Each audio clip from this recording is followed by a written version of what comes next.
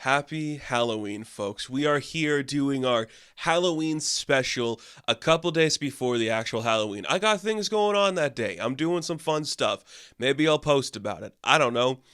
But I wanted to watch a movie that's a little bit more just like epic in scale than, like some of like the Universal Monster stuff we did before, the slasher stuff we did before. So I decided I'll check the PVR, see if I got anything recorded. I got a bunch of movies on there I want to get through. Found Bram Stoker's Dracula. Figured maybe it's the time to talk about it. I haven't done a Coppola yet. I've done Sofia Coppola, but I haven't done any from her father, Francis Ford Coppola. So maybe now's the time to do it. And I did it. It's been a while since I first watched it. I haven't watched it when I've been like in this filmic mind. And the last time I watched it, I was definitely in my early teens. And I don't think the scope of the thing really affected me then. Because I was just like, this is like required filmmaking. It's a thing I like. I want to get to know it. But watching it this time, I was blown away.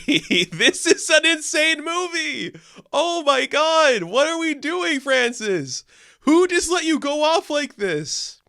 It's not a normal movie. Nothing about this movie is normal. There is not a single approach taken to this movie that is normal. And it's the coolest thing I've ever seen. This is true, pure, authentic cinema. This is just Francis Ford Coppola getting a fuck ton of money, snorting a bunch of cocaine, and saying, I read Bram Stoker's book. I have infinite amount of cash for this weird fucked up thing. I'm going to make an homage to like a Hammer film with Christopher Lee, but it's going to be horny and weird and everything's going to be shot with dissolves. My God. Nothing about this is relaxing, and I appreciate that so much. From the beginning, it's just like, this guy was in love so hard, but then his bride, she thought the love died, and he went crazy and like said, I renounce God. I hate God. And then he's just like lived forever and wanted to just like gain power to find a way to bring his wife back. It's crazy. That's very romantic on some scale, like there's something truly beautiful about that. On another scale, it's pretty fucked up what this guy does, and it's so cool. And this might be, it probably is, but I don't know why I say that, like Bram Stoker's literally the title, like the truest to form version of the book. A lot of interpretations change it to make it filmic, to make it more cinematic. They lean into the horror, they lean into the romance. This movie says, what if this was the most insane thing to ever happen? Literal scenes of this movie are just guys reading the book, are just people writing down things that happen in the book. It's crazy the amount of narration and the amount of characters that give narration. There's about 4 separate narrators throughout this movie, and some of them just appear for a sequence. Like when we just see the Voyage of the Demeter. That's just like a guy reading a scene from the book, and then a ship is on screen, and it dissolves to a face, and then it dissolves to a wreck of the boat, and then it dissolves back to a face. And it's so great. Mike, there are so many shots in this movie. I can't explain how they did it. It's the best looking thing you ever seen. Just here's something in the foreground, something else happening in the background. Here's some red colors on silhouettes of a silhouette. The shadows are moving differently. The fucking stuff with the hands. My God, there are some really cool hand tricks in this movie, and it's really scary. Like, I'm just like, I don't know how you do that authentically and make it look as good. Like when Mina drops like her whatever and the hand picks it up and then we just like pan up and the hand's already up there. My God, what? Oh, movies can be so cool when we just try something intense. And the way the camera moves, like the Evil Dead POV stuff and just like the shuffling around, the hiding in the bushes, it's so beautiful and insane. And then the plot is so weird. It's so weird. And it's like the good kind of weird where you're like, I need more of this. I was pumping my fist like I'm watching Endgame and I care about things. I'm like, fuck, look at what we're doing. Freaking Anthony Hopkins shows up in like the last hour, has the weirdest accent you've ever heard, and it's just like, yeah, I know what's going on. Everyone listen to me. We have to kill this woman. She might be dead, but we have to kill the undead version of this woman. I know what I'm doing. It's so crazy. I guess we'll try to go in order. The guy loses his wife. It's Dracula. He becomes a Dracula. You understand all that. Cut to Keanu Reeves. He's like talking to like some guy. And the guy's like, look, Renfield was supposed to do this, but he kind of went crazy. So Jonathan Harker, if you want to go into Transylvania, meet this like Count Dracula guy, get him to like, buy some of these properties. We need to state something that is very obvious. This is a young Keanu Reeves who is asked to do a lot, and sometimes he doesn't deliver. The accent is a choice. I'm very proud, very impressed, I should say, that Francis Ford Coppola's like, you're fine. Who cares what you sound like? You're hot. Nobody gives a shit about what you sound like. You just gotta show up and do that thing you do, which is be creepy. So he's kind of horny for Winona Ryder. She plays Mina, and he's got to go away. So they're kind of like, oh, should we get married? He's like, we'll get married when I'm back. And he doesn't come back because Dracula wants to keep him there forever to become the Renfield. And then Dracula's wives try to like seduce him in one of the coolest sequences ever. I'm sorry, I love every interpretation of a Dracula's wife. I'm sorry when they're just freaking weird and screeching and crazy in like the Van Helsing movie. I love it. When they're just like this, these depraved beings desperate for horny, it makes me so happy. And I love them just crawling all over Keanu Reeves when he gets chained up and they're like attacking him, sucking at him, drinking blood from his nipple. I'm just here for it. I love all that crazy stuff. As that is happening to him, we see that the Demeter's setting off and that Mina is back in London with her friend Lucy.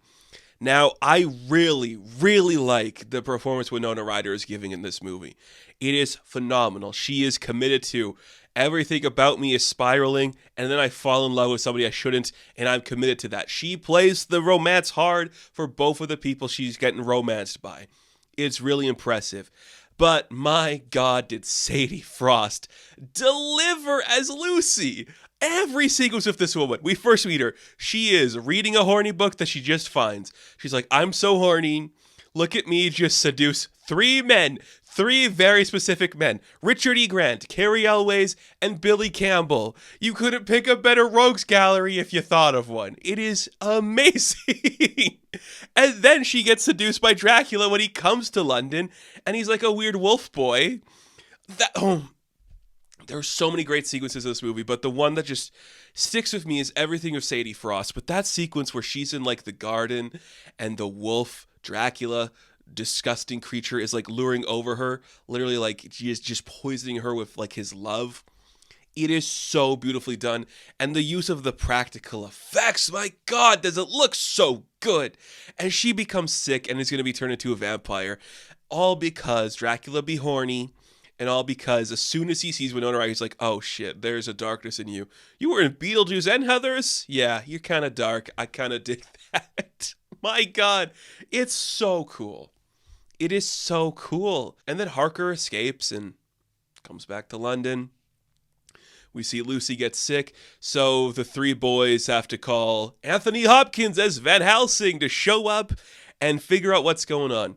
A man who is chewing the scenery so well, so perfectly. My goodness, Anthony, we love you for it so much. Do an accent that makes no sense and just go off, my sweet king. It's so cool. And as that's going on, we see that Winona is being stalked by Count Dracula. He gives her a fake name, follows her around. Just a guy that is so in love. And the thing is, like, Gary Oldman is going through the looks in this movie. Like the first one with the weird red armor that looks like licorice. It's awesome. The old ballsack head wig. It's awesome. When he's walking down the streets of London with the cane and the insane hair, he's got the little glasses on, and you're like, this man doesn't look like he needs to be here. He is very sexy. I'm sorry. Every goddamn person in this movie is so fucking sexy. They're all so gorgeous. My goodness. Winona Ryder and Sadie Frost, of course, because they're just being like flung onto beds and being devoured by these hot men. But like all these dudes with like their tight clothes and mustaches, you're like, what? This is really hot. Everyone is so horny and needs to resolve these tensions. They're young people. Just let them like fornicate. Come on, we're fine. It's crazy how good he looks in that sequence. Then he's got some other looks like the wolf, beast, man, dog, whatever you want to call it. That's a good look. When he's kind of like the weird Nosferatu vampire at the end when they have to fight him. That's a good look. He kind of gets older when he's traveling through like the ship and through like the horse carriage. But when he's just like a young, hot guy, just look at me. I look like nobody else in this land. you don't want to like be seduced by it. You don't, because there's clearly something off about this guy. But then you think about like the other people in your life. They're just like plain milquetoast Keanu Reeves and Billy Campbell, two of the hottest guys out there. You're like, this guy's different. I think I'm gonna follow him for a minute, and it leads her to a path of like romantic discovery. Now it is kind of implied he messes up her brain a little and takes control, so she loves him. But it's really interesting how they handle like the dynamic between Mina and Dracula. I think there's a lot to explore there, because it's such a part of the book where you're just like, you don't really need to like dive into this too much. People just want like a certain aspect of Dracula, because Renfield's like locked up being crazy, but there is like this desire from Dracula that he wants her, and she is willing to accept that and get into it because of the influence, of course, because there's something so alluring about him. And then the moment where he's going to turn her, he hesitates, like, this is going to make you unpure, and I don't know if I like that. And she's like, it's fine. It's fine. I'm like, that is a really important moment to show you that he has been just horny this whole time and realizes like, this is like the post-nut clarity where he's like, if I do this, it's kind of going to ruin you. And she's like, oh, no, it's going to be fine. It's going to be fine. But is it? Probably not. Probably not. Oh, it's great. And then the rest of the movie is just Anthony Hopkins leading the younger guys, just like, you got your swords, you got your knives. We're going to go to the grave of Lucy because we killed her. We're going to kill her again. And then we have to go kill Dracula. And that's what we do. It's so crazy. And my God, everything is moving so fast. There's like so many things in frame. There's like a weird branch in the way all the time. We're just like moving around it. Or it's just like horses and people walking all over the place. People are wearing the most crazy outfits. I dig it so much. I love everything Lucy wears when she's wearing like the big weird collar thing where it's like her head on a plate. It's such a unique piece. And everything's like so close quarters, and all the practical effects look insane. And like the sequence where they're like in a closet and he turns into rats and the rats just drop down like in the shape of a person. Oh. And then there's just dissolves of like, we're seeing people write in a book, and that's like just 5 seconds of the movie at a time. Just shots of a book. And it's working, and I'm like, I'm so obsessed with that. Like, who is a filmmaker today that has the balls to do this? We don't. I mean, it's so crazy. And it's so weird. Like, somebody taking this chance to make this. My goodness. What a very specific thing that's happening here. And I'm excited for all of it. We kill Dracula. Mina does, and she's like, I might change, it's whatever, but that's the end of the world, babe. I love this kind of movie where it's like, here's a director who's very competent, very capable of what he's doing, is getting a lot of money, and is just like, okay, in order to do this sequence properly, I need a huge book to like shoot in the foreground, but in the background is a train running along a track showing us trying to evade to Transylvania. Like, that's crazy. And all the effects look great. Like the dog and the bat guy. Oh, I am so happy with this movie. Like, it's such like a breath of fresh air to have this experience just wash over you and be so insane. Everyone is hot. There is just so much implied fornication going on. We love this type of movie. We don't do any of these things anymore. Big budgeted horror, horny movies, practical effects. God, just trying to make this today would kill someone.